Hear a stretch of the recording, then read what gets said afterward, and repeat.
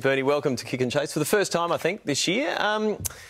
What is that like looking back on that? You still get a few goosebumps? Still a highlight? Yeah, it's definitely a highlight. You know, that was a remarkable journey, especially the back end of that year. And, you know, it's either myself or Mertz requesting it. He was the kicking coach that year and he had me over to his house and we finished off a few bottles of red that one night during that season. So maybe he's reminiscing more than I am. Was that the night before the final? Yeah. When he plays his To be best fair, you footy. didn't eat much, ate like a chicken. I had to finish off a couple of plate loads, which was easy enough. Yeah, had to. There wasn't much left in the bottles, but... And this year, what's it been like so far? Yeah, it's been, I suppose, a frustrating start for me personally, missing a couple of games, getting injured in that final warm-up game and then missing the start of the season's always tough, you know, sitting on the sideline. But it's been good to be back in now and play a number of games. And, you know, we've got a really exciting month of footy coming up and, you know, really eager and excited for that. There's a bunch of people watching tonight who've probably never been concussed or knocked out or in any way. What's it feel? Well, Mertz never made a tackle, so that never happened. What's it actually feel like to you? What are you going through? Yeah, it was an interesting time. It was the first time I've ever experienced it, and it was just headaches and also that, you know, difficulty to concentrate or just to focus on something. Your peripherals start playing up on you and you start sort of second-guessing yourself. So, yeah, it was an interesting time in my life, but also just waking up every day thinking, am I going to be right? What can I do today? And you go and train and exercise, and then the next day, you'll feel worse, you'll have more headaches, you just feel lethargic. So it was something that, you know, hung around for a lot longer than I thought was going to. But, you know, I'm just happy now that it's... Did you ever talk to the Berwick Barnes of this world about what they went through? Was it the same?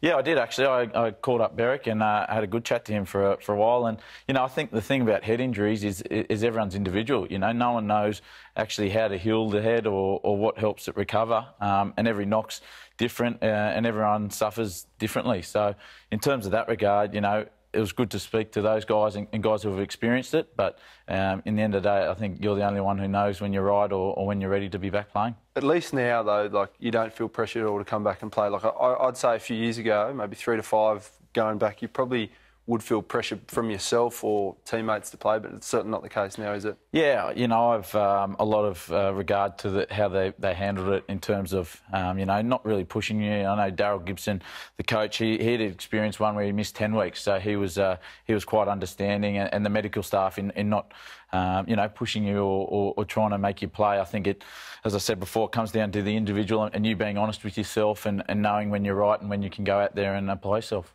You've never been one to shy away from the contact side of the game at 10. That last game against the Hurricanes, you seemed even more so to be taking on the line a lot.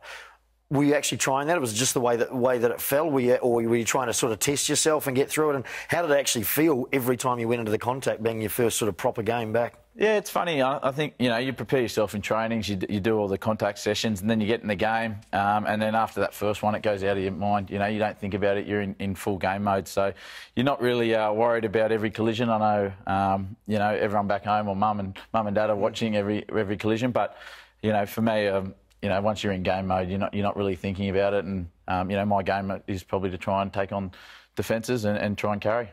We don't often go into guys' personal lives on this show, Nardi, but there's been a big change in your life recently, and Nick Phipps has decided to leave you. He's moving out on you. Yeah, Nick's he's done the bolt on us, so you know, that maybe settled the nerves or settled the head, or he's. Some special moments here. Yeah, it's going to be interesting to see how he goes by himself and, you know, in a house on his own.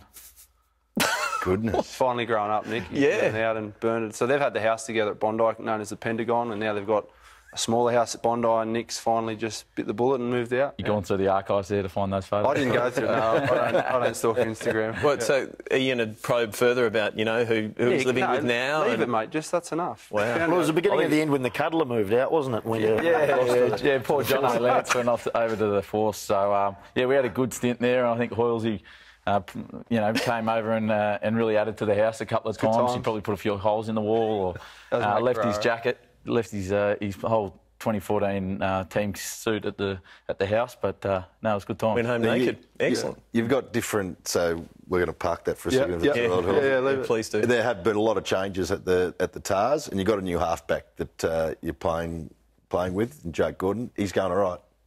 Yeah, Jack's going really well. I don't think there's any correlation between that and Nick moving out, you know. But no, Jake is a really exciting halfback. You know, he's a really good athlete and likes to really challenge himself around the ruck. You know, one of his big attributes is sniping and taking on the defences around the ruck. So he's been, you know, a different dimension and a different player to Nick, and I think both of them have served the team really well. Who's kind of helped you design your game in that fashion, to play that style of 10? Yeah, I've always, you know, thought my running threat is a part of my game, and I suppose a bloke like Alan Gaffney, you know, who was at the Waratahs in my early days, really challenged me to, you know, be flat or recognise space. Also, I suppose my time in sevens, you know, I really enjoyed that, and that probably allowed me to recognise space, recognise times to take on the lines or times just to pass. You're playing against the Kings this weekend, who do like moving the ball around as well. What are your thoughts going into that game?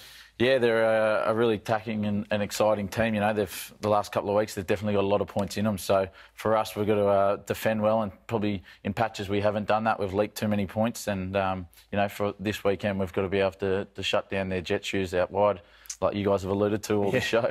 They've got some speed. Bernie, thanks for popping in. Great to see you back, not only for Tars fans, but also for Australian rugby as we head into June and the Rugby Championship as well.